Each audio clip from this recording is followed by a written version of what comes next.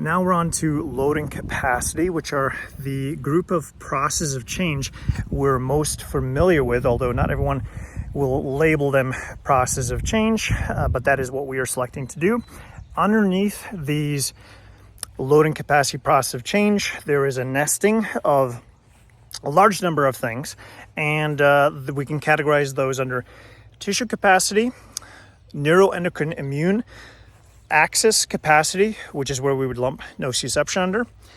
psychosocial, which actually we want to divide into psychological and social, because you can very much finely tune to an individual's need their psychological capacity related to the amount of cognition that they're engaging in and also the social activity that they're engaging in. You want to be able to divide those out. And then the non-musculoskeletal profile, which is where we're looking at genetics, epigenetics, gender, and again, traditionally things such as the interrelated nature of sleep that we don't oftentimes think about, but is getting more popular. But we can do a deep dive into those capacity pieces if needed. So in the application with this overhead movement being painful, if we were to say from a tissue capacity standpoint, there could be a multitude of things. There could be an actual exceeding of capacity of the tissues, and they are not getting a good balance of work to rest ratio, and that is yielding an immune response as well as a mechanical response, which is provoking nociception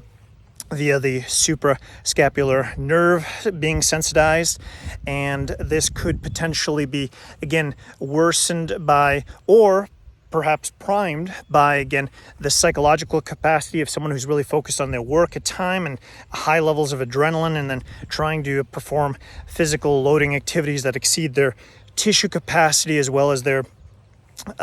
neuroendocrine-immune axis capacity. And again, we can get very, very, very kind of nitty-gritty about these things, but the idea here is that it gives us that ability again to have scope, precision, and depth. That scope allows us to be able to make sure that we're taking a broad enough picture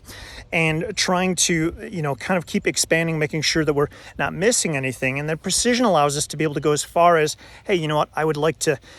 do a referral for some sort of steroid injection subacromially to try and see if that could calm that suprascapular nerve. And then certainly, again, we're looking from a depth perspective, this interrelated, where we're connecting, again,